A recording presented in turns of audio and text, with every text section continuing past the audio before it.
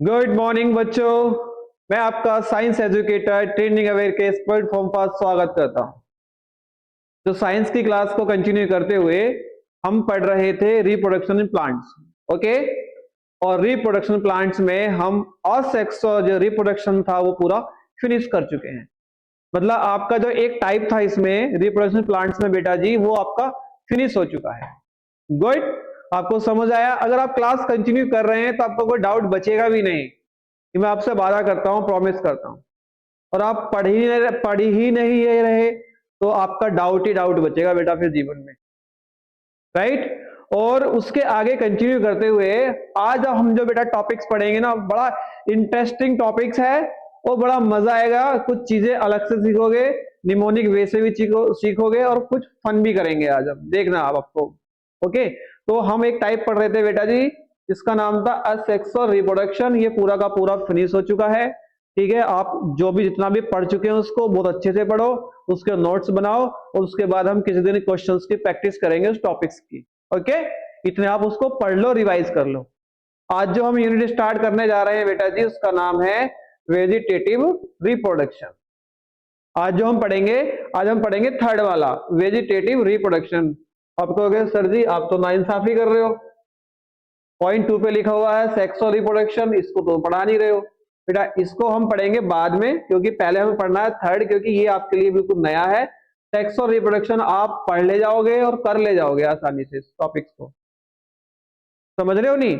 ये टॉपिक्स जो नए हैं आपके लिए, वेजिटेटिव रिप्रोडक्शन और सेक्स और रिप्रोडक्शन नया था, इसलिए मैंने पढ़ाया। अब ये पढ़ेंगे, इसके बाद मैं आपको पढ़ाऊंगा second unit sexual reproduction. Clear है? तो आइए आज देखते हैं हमारा नया टॉपिक, जिसका नाम है क्या बेटा जी?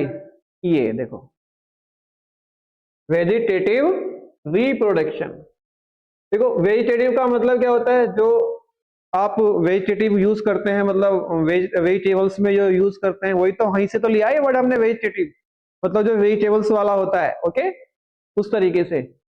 और इसमें वैसे क्या होता है, मतलब साइंस की भाषा में अगर इस वेजिटेटिव रिप्रोडक्शन की मैं आपको डेफिनेशन बताने की कोशिश करूं या आपसे इस सवाल को पूछूं कि ये होता क्या है, तो इसको कैसे बताओगे?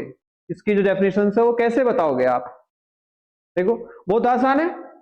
क्या लिखा हुआ है इसकी डेफिनेशंस के लिए? देखो आप क्या लिखा हुआ है, formation of a new plant. देखो आप पढ़ो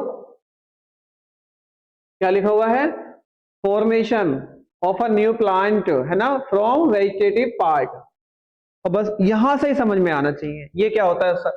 सर ये क्या होता है सर वेजिटेटिव पार्ट? ये दिख रहा है? नहीं, रुक जाओ।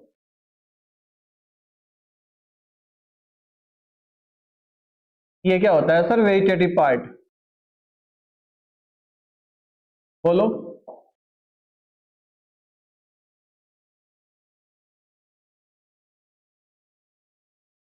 वेजिटेटिव पार्ट्स किसका? प्लांट का। और आगे देखो कितनी अच्छी बात लिखी हुई है, विदाउट यूजिंग सीड्स। वाह, है मतलब बिना सीड्स का यूज करे। वो कह रहा है सीड्स का यूज नहीं करना है। मतलब ऐसा नहीं कि आपने कोई बीज लिया उसको बो दिया और उससे प्लांट्स बन गया, नहीं, ये नहीं करना है। वो कह रहा है बिना सीड्स के, बिना बीज के। अब जैसे ही यहां पे ये समझता है बच्चा, तो बच्चों को तुरंत ये समझ चाहिए बीज कैसे बनता है सर। तो सर बीज बनता है फ्लावर से।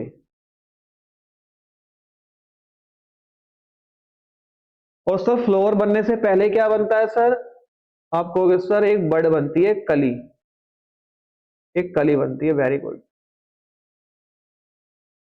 इसका मतलब, इसका मतलब यह है सर हमें इस तरह का रिप्रोडक्शन करना है, ना तो हमें उसमें बड चाहिए और ना हमको उसमें फ्लावर चाहिए, क्योंकि इन दोनों की हेल्प से बनता है सीड्स, और ना हमें सर सीड्स चाहिए, और हमारा प्लांट्स भी ग्रो हो जाए। वाह, समझ रहे हो नहीं?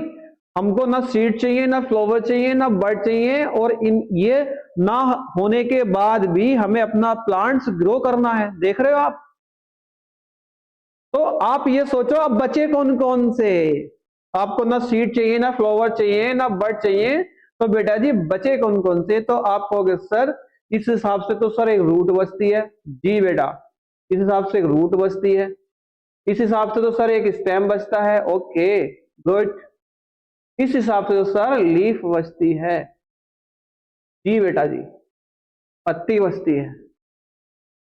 इसका मतलब सर ये जो बात कर रहा था यहाँ पे कि आपको एक नया प्लांट चाहिए, नया प्लांट फॉर्मेट करना है वेजिटेटिव पार्ट्स का यूज करके। तो इसका मतलब सर अब समझ में आ गया कि वेजिटेटिव पार्ट्स क्या होता है। वेजिटेटिव पार्ट्स मतलब रूट की हेल्प से या स्टेम या तने की, जड़ की हेल्प से, तने की हेल्प से और पत्ती की हेल्प से। समझ गए? इसका मतलब ये कहना चाहता है कि आप किसी की जड़ लगाओ तो प्लांट्स ग्रो करे, किसी का स्टेम लगाओ तो प्लांट्स ग्रो करे, और किसी का लीफ लगाओ तो प्लांट्स ग्रो करे। बीज नहीं चाहिए, बीज को मना कर रहा है। और जैसे ही बीज को मना कर रहा है, इसका मतलब फ्लावर को भी मना कर रहा है, इसका मतलब वो बर्ड को भी मना कर रहा है। वाह भाई वाह, ये सर यूनिक है सर। ये तो फिर ये तो बड़ा वास्तव में इंटरेस्टिंग लग रहा है? हाँ, तो सर फिर किस तरह से होगा बेटा जी?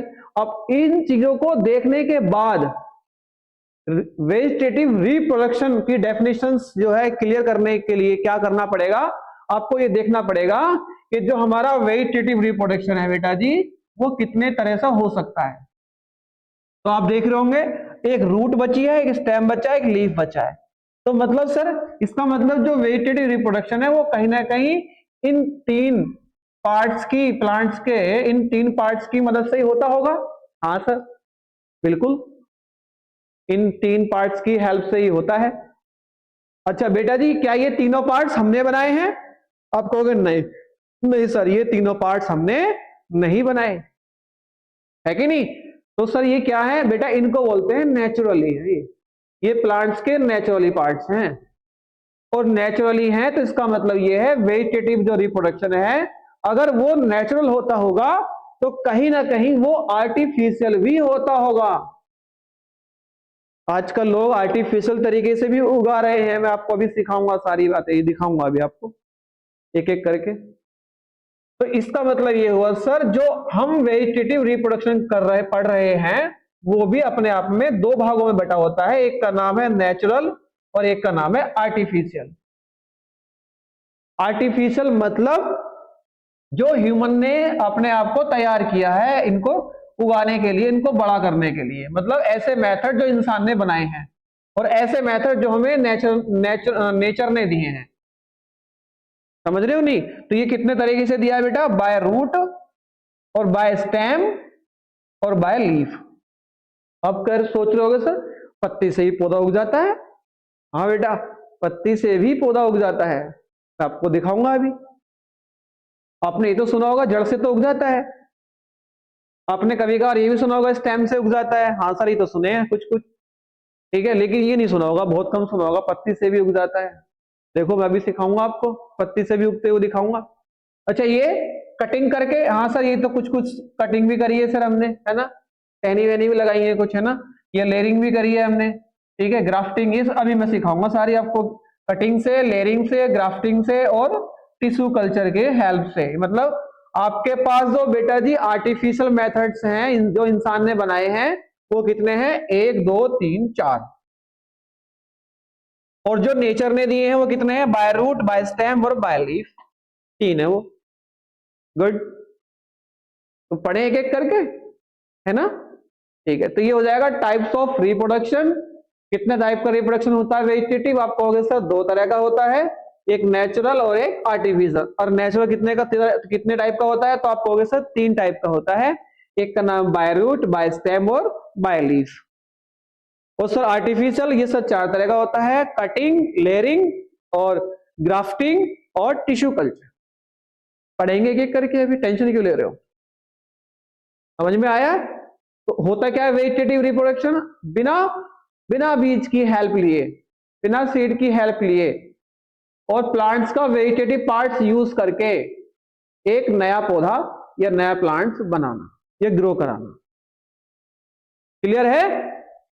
ठीक है, मजा आ रहा? देखो मजा आएगा जब पढ़ोगे मजे से, तो मजा आएगा। जैसे मुझे पढ़ाने में मजा आता है ना, तो आपको पढ़ने में आना चाहिए, क्योंकि अब मेरे को, मैं पढ़ा रहा हूं तो मुझे को पढ़ाने में मजा आता है। आप जब पढ़ने लग जाएंगे, आप अपने पढ़ने की हैबिट डाल लेंगे तो आपको पढ़ने में मजा आने लग जाएगा, है ना। जैसे मैंने आप पढ़ाने की हैबिट डाल ली है तो मेरे को पढ़ाने में मजा आता है, उसी तरह से आप पढ़ने की डाल लो, फिर देखो, है ना।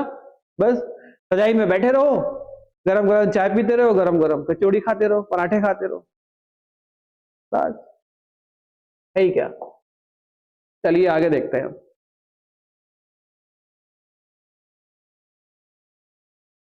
आगे इसको समझते हैं।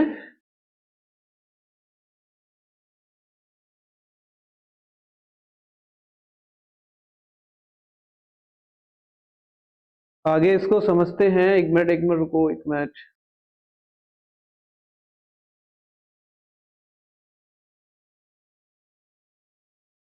ये फंस गया, रुक जाओ, कोई नहीं, तो देखते हैं।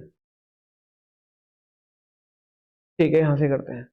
चलो देखो, उसके बाद आता है हमारा ये, ठीक है, उसी में जो अभी हम पढ़ रहे थे, है कि नहीं।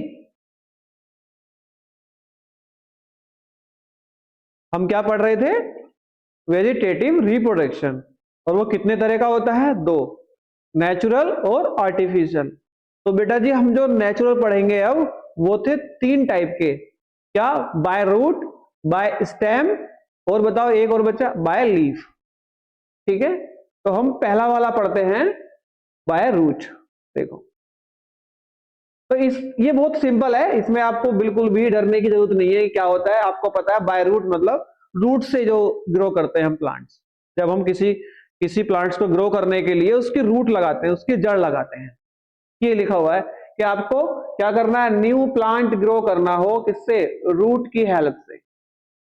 मतलब आपको जड़ इस्तेमाल करनी है और उसकी हेल्प लेने के बाद आपको एक नया प्लांट ग्रो करना है, तो किसमें आएगा बेटा जी, बाय रूट में आएगा।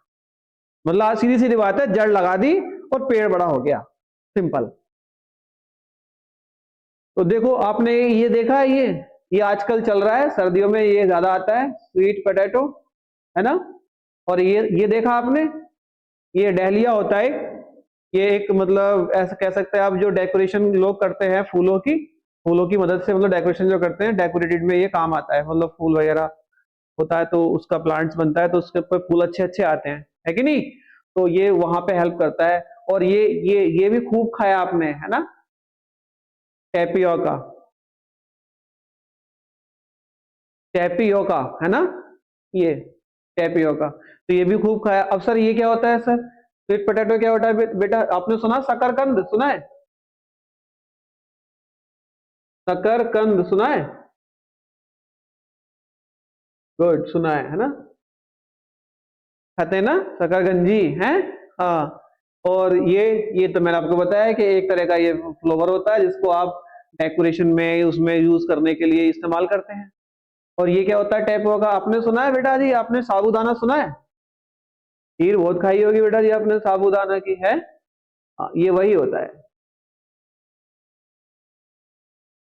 सुना है आपने साबूदाना, है ना। देखो ये रहा, ये है आपका वो, तो इस समय आपको दिख रहा होगा, इधर देखो, ये वाला है, ये, राइट। और ये क्या है बेटा, ये आपका डहलिया है, ठीक है। और ये है देखो वो, ये टेपियोका, ये रहा, इससे ये प्लांट्स है उसका, इससे साबूदाना तैयार किया जाता है। ये शकरकंद है आपका, स्वीट पोटैटो, और ये आपका डहलिया है।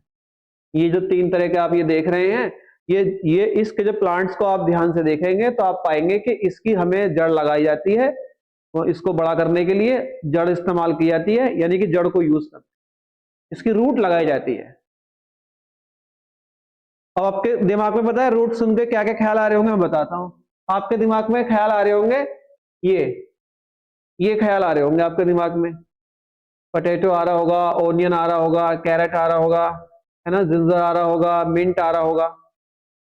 लेकिन मैं आपको एक बात बता दूं, ये बहुत ज्यादा ध्यान रखने वाली बात है कि आप ऐसा ना समझें कि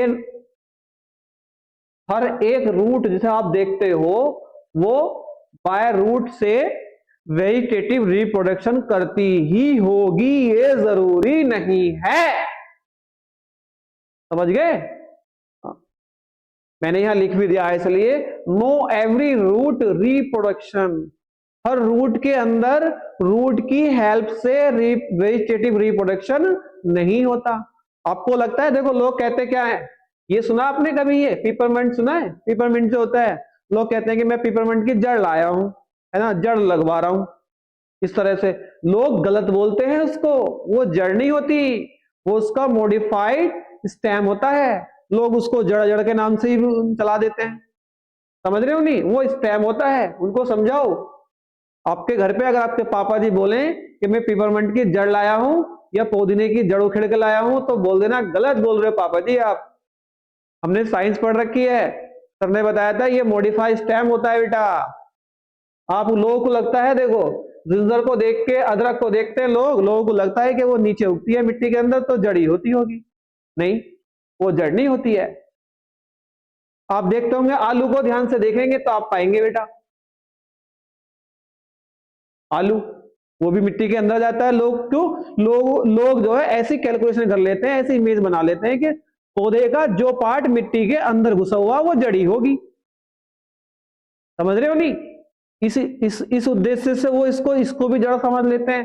तो आप ये समझें कि आपका जो पोटैटो है वो भी जड़ नहीं होता है, जो ऑनियन है वो भी आपका स्टेम होता है, वो भी जड़ नहीं होता।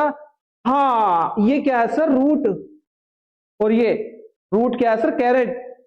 जो आपकी ये कैरेट है, तो ये जो गाजर आप खा रहे हैं, तो ये तो सर जड़ है बेटा, ये जड़ तो है, लेकिन मैंने आपको क्या बताया था, मैंने आपको बताया था, क्या आप उसकी जड़ बोते हो? उसकी वेजिटेटिव रिप्रोडक्शन करने के लिए, मतलब गाजर के जैसा प्लांट्स ग्रो करने के लिए, क्या आप गाजर की जड़ लाते हो? नहीं ना। क्या लाते हो? उसके बीज लाते हो। मतलब आपने जो उसका जो रूट है कैरेट, वो तो खाने में इस्तेमाल किया है बेटा, आपने जो वेजिटेटिव पार्ट इस्तेमाल किया है वो तो खाने में इस्तेमाल किया है। ये रूट तो है, लेकिन उसका रिप्रोडक्टिव पार्ट नहीं है, समझ रहे हो नहीं? हम क्या पढ़ रहे हैं, वेजिटेटिव रिप्रोडक्शन, मतलब एक ऐसा प्रोडक्शन जो वेजिटेटिव तरीके से हुआ हो। और वेजिटेटिव कौन सा? बाय रूट हुआ हो, बाय स्टेम हुआ हो, बाय लीफ हुआ हो। लेकिन आप जो ये खा रहे हो, गाजर खा रहे हो या मूली खा रहे हो, ये जड़ तो होती है, लेकिन वेजिटेटिव रिप्रोडक्टिव पार्ट नहीं है। इसके आप बीज लाते हो, सीड लाते हो, सीड उन्हें लगाते हो और उससे आता है, समझ रहे हो नहीं? रूट होता है, लेकिन वेजिटेटिव रिप्रोडक्टिव पार्ट नहीं है। ये रिप्रोडक्टिव पार्ट नहीं है, इसलिए तो मैं लिखा नो एवरी रूट रिप्रोडक्शन।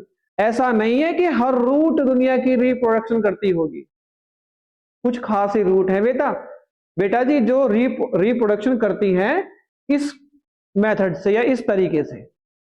कौन कौन सी?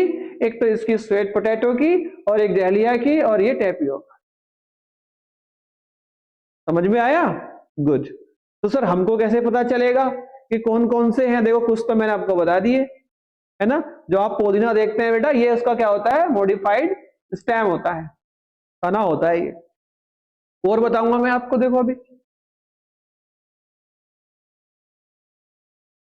देखो, उसके बाद हम देखेंगे ये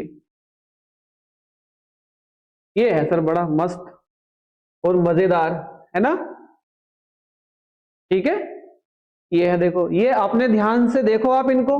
मैंने अभी आपको क्या बताया, लोग जैसे ही इस टर्मेरिक को देखते होंगे, इस हल्दी को देखते होंगे उनको लगता होगा कि ये जड़ी होगी, क्योंकि जड़ के जैसी अलग अलग वो कुछ इस तरह दिखती है, गांठ सी, है ना। हाँ, लेकिन ये क्या नहीं है बेटा, ये रूट नहीं है। तो सर ये क्या है बेटा जी? ये है स्टेम, तना है ये स्टेम है, तना। इसलिए मैंने क्या किया है, आप कहते नहीं है कि जैसे कभी कभार क्या हो जाता है कि कोई बात हो जाती है, किसी से कोई परेशान हो जाता है, तो कहते नहीं है यार तूने तो हद ही कर रखी है, मतलब बिल्कुल ही है, मतलब तुझे तो कंट्रोल ही नहीं हो रहा है ना, इस तरह से, मतलब हद ही कर रखी है बिल्कुल। तो बस बेटा जी मैंने क्या किया, उसी को उठा लिया मैंने आपके कि बेटा आपने बस हद ही कर रखी है ना, आप पढ़ के नहीं दे रहे। लेकिन बेटा आपने आपके इसी सेंटेंस से मैंने आपको क्या याद करा दिया, इसी सेंटेंस से मैंने आपको याद करा दिया ऐसी क्रॉप, ऐसी फसलें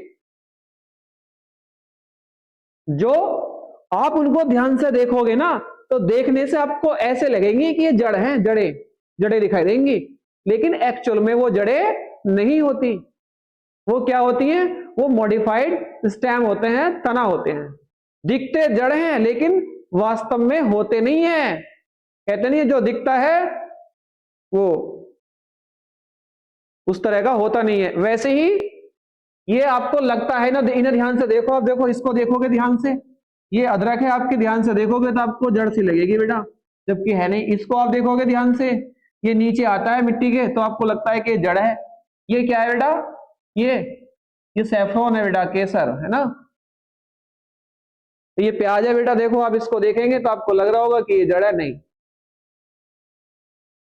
तो इसलिए मैंने उस सेंटेंस से आपको याद करा दिया कि ये एक्चुअल में जड़ें नहीं होती हैं। तो कैसे, हद कर दी आपने, है सुना गाना आपने, बस तो उसकी एक लाइन चुरा लो, हद कर दी आपने, उससे आपके ये सारे के सारे याद हो जाएंगे।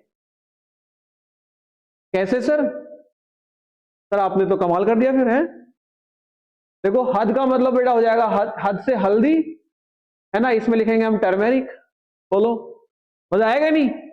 उसके बाद कर, क्या कर, केसर, केसर मतलब सैफरॉन, और दी मतलब जैसे अदरक, आदि अदरक, ऐसे बोलो आप, आदि अदरक, अदरक अदरक मतलब जिंजर, हो गया। और देखो आ से मतलब आलू, और पैसे मतलब प्याज, मतलब onion, onion potato, ginger saffron और टर्मेरिक। देखो हद कर दी आप ने तो मैंने बेटा ऐसे लगा दिया, मतलब आपको थोड़ा सा एंजॉय कराने के लिए, है ना, उसका कोई मीनिंग नहीं है, उसका कोई अर्थ नहीं है, बस जोड़ दिया उसके आगे ताकि आपको मजा आ जाए, है ना। समझ रहे हो नहीं बेटा, आप अच्छे से पढ़ोगे तो आपको जब इसको, इस सेंटेंस को याद कर लोगे कि हद कर दी आपने, तो इससे आपको क्या क्या याद हो जाएगा बेटा, हल्दी, केसर, अदरक, आलू और प्याज।